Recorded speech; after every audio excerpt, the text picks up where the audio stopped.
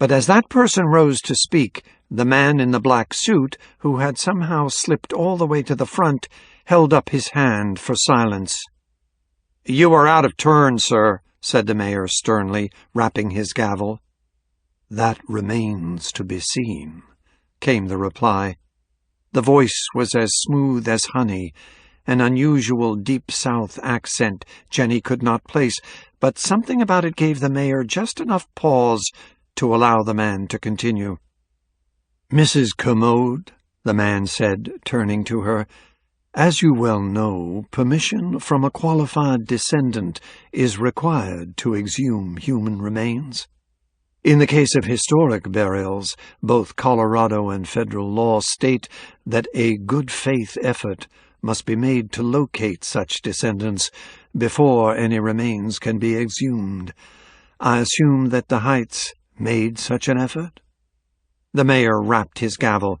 "I repeat, you are out of turn, sir." "I'm happy to answer the question," Mrs. Commode said smoothly. "We did indeed make a diligent search for descendants. None could be found. These miners were mostly transients, without families, who died a century and a half ago, leaving no issue. It's all in the public documentation." "Very good," said the mayor. "Thank you, sir, for your opinion. We have many other people who wish to speak. Mr. Jackson?" But the man went on. "That is strange," he said, "because in just 15 minutes of idle, surfing on the Internet, I was able to locate a direct descendant of one of the miners." A silence, and then the mayor spoke. "Just who are you, sir?" "I'll get to that in a moment." The man raised a piece of paper. "I have here a letter from Captain Stacy Beaudry, U.S. Air Force, just back from a tour in Afghanistan. When Captain Beaudry heard that you people had dug up her great-great-grandfather, Emmett Beaudry, dumped his remains in a box and stored them in a filthy equipment shed on a ski slope, she was exceedingly upset. In fact, she plans to press charges." This was greeted by silence. The man held up another piece of paper. "Colorado statute is very strict on the desecration of cemeteries and human remains. Allow me to read from Section 97 of the Colorado Criminal Codes and Statutes, Desecration of a Cemetery." And he began to quote aloud. 2A.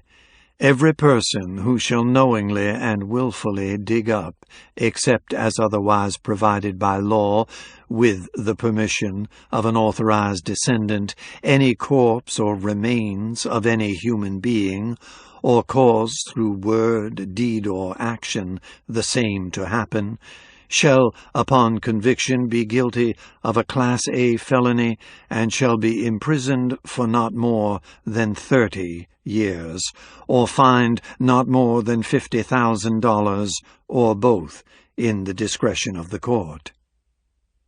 Now the mayor rose in a fury, hammering his gavel. "This is not a court of law. Bang! I will not have these proceedings co-opted.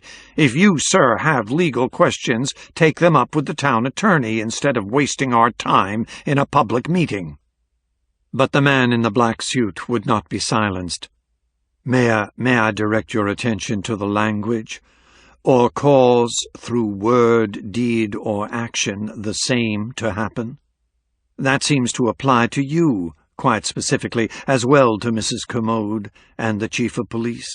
All three of you were responsible in word, deed, or action for the illegal exhumation of Emmett Beaudry, were you not? "Enough! Security, remove this man from the premises." Even as two cops struggled to make their way to the man, he spoke again, his voice cutting the air like a razor. "And are you not about to sentence someone to 10 years in prison for violating this very statute that you yourselves have already so clearly violated?" Now the public was aroused, both pro and con. There were some murmurings and scattered shouts. "Is it true? And what goes?" along with, "Get rid of him! And who the hell is this guy?" The two cops, pushing their way through the now standing public crowd, reached the man. One took his arm. "Don't give us any trouble, sir." The man freed himself from the cop's grasp. "I would advise you not to touch me." "Arrest him for disturbing the peace," the mayor cried. "Let him speak," someone shouted. "Sir," Jenny heard the cop say, "if you won't cooperate, we'll have to arrest you." The man's response was drowned out by the hubbub. The mayor rapped his gavel repeatedly, calling for order. "You're under arrest," said the cop. "Place your hands behind your back." Instead of obeying the order, Jenny saw the man remove his wallet with a single smooth motion and flip it open. There was a flash of gold, and the two officers froze. The hubbub began to die down. "In response to your earlier question," the man told the mayor in his dulcet southern voice, "I am Special Agent Pendergast of the Federal Bureau of Investigation." Now the entire room went deathly silent. Jenny had never before seen the look she now saw on Kermode's face, shock and fury. Henry Montebello's face betrayed nothing at all. Chief Morris, for his part, looked paralyzed. Paralyzed wasn't the word. He looked wilted, slumped, as if he wanted to melt into his chair and disappear. The mayor looked merely undone. "Emmett Beaudry," the man named Pendergast continued, "is just one of 130 human remains that the four of you, Mrs. Kermode, the mayor, Mr. Montebello, and the chief of police who signed the actual order, are responsible for desecrating, according to Colorado statute. The criminal and civil liability is staggering." Mrs. Kermode recovered first. "Is this how the FBI operates? You come in here, interrupt our public meeting, and make threats? Are you even a real agent? Come down here and present your credentials to the mayor in the proper fashion." "Gladly." The pale man slipped through the gate, separating the public area from the official one, and strolled down the aisle with a sort of insolent casualness. He arrived in front of the mayor and laid the shield down on the podium. The man examined it, his face reflecting growing consternation. With a sudden lithe movement, Agent Pendergast plucked the mayor's microphone out of its mount. Only then did Jenny realize that inviting the stranger to the front had probably not been the best idea. She could see the reporter from the Roaring Fork Times scribbling madly, a look of pure joy on his face. Now the mayor spoke, raising his voice on account of having lost his amplification. "Agent Pendergast, are you here in an official capacity?" "Not yet," came the answer. "Then I move that we adjourn this meeting so that our attorneys, the attorneys from the Heights, and you can address these issues in private." A bang of the gavel sealed this statement. Agent Pendergast's black-clad arms snaked out, took the gavel, and moved it out of reach of the mayor's hand. Enough of that uncivilized pounding. This brought a laugh from the public section. "I am not yet finished." Pendergast's voice, now amplified by the sound system, filled the hall. "Captain Beaudry wrote me that since her great-great-grandfather's remains have been so rudely disinterred, and nothing can remedy the insult to his memory, she believes that they should at least be examined for cause of death, for historical purposes, of course. Therefore she has given permission for a certain Ms. Corey Swanson to examine those remains before they are reburied. In their original resting place, by the way." "What?" Kermode rose in a fury. "Did that girl send you? Is she behind this?" "She has no idea I'm even here," the man said smoothly. "However, it would seem that the most serious charge against her is now moot, but has instead redounded to the four of you. You are now the ones facing 30 years in prison, not on one count, but on 130. He paused. "Imagine if your sentences were to be served sequentially." "These accusations are outrageous," the mayor cried. "I hereby adjourn this meeting. Will security immediately clear the room?"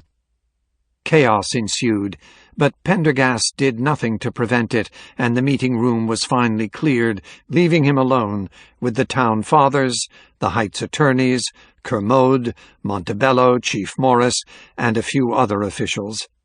Jenny waited in her seat beside the chief, breathless. What would happen now? For the first time, Kermode looked defeated, haggard, her platinum hair undone. The chief was bathed in sweat, the mayor pale. "It looks like there's going to be quite a story in the Roaring Fork Times tomorrow," said Pendergast. Everyone seemed to stagger at the thought. The mayor wiped his brow. "In addition to that story," said Pendergast, "I'd like to see another one appear." There was a long silence. Montebello was the first to speak. "And what might that be?" "A story stating that you," Agent Pendergast turned to Chief Morris, "have dropped all charges against Corinne Swanson and released her from jail." He let that sink in. "As I said before, the most serious charge is now moot. Miss Swanson has permission to examine the remains of Emmett Beaudry. The other charges, trespassing and B&E, are less grave and could be dismissed with relative ease. Everything can, in fact, be chalked up to an unfortunate miscommunication between Chief Morris here and Ms. Swanson." "This is blackmail," said Kermode. Pendergast turned to her. "I might point out it wasn't actually a miscommunication. My understanding is that Chief Morris indicated she would have access to the remains. He then withdrew that assurance due to your own gross interference. It was unfair. I am merely rectifying a wrong." There was a pause while the others digested this.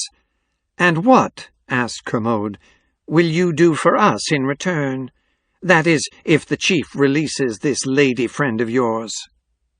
"I'll persuade Captain Beaudry not to take her complaint officially to the FBI," Pendergast said smoothly. "I see," said Kermode. "It all depends on this Captain Beaudry, provided, of course, this person even exists." "How unfortunate for you that Beaudry was an unusual name. It made my task so much easier. A phone call established that she was well aware of her Colorado roots, and in fact quite proud of them. Mrs. Kermode, you claimed the Heights made a good-faith effort to locate descendants. That is clearly a falsehood. Naturally, this is something the FBI would have to look into." Jenny noticed that under her makeup Mrs. Kermode's face was very pale. "Let's get this straight. This Swanson girl, she's what, your girlfriend, a relative?" "She's no relation to me." Agent Pendergast narrowed his silvery eyes and looked at Kermode in a most unsettling way. "I will, however, be remaining in Roaring Fork to take in the Christmas season and to make sure you don't interfere with her again." As Jenny watched, Pendergast turned to the chief. "I suggest you call the newspaper right away. I imagine their deadline is looming. I've already booked a room for Miss Swanson at the Hotel Sebastian, and I hope that, for your sake, she does not spend another night in your jail."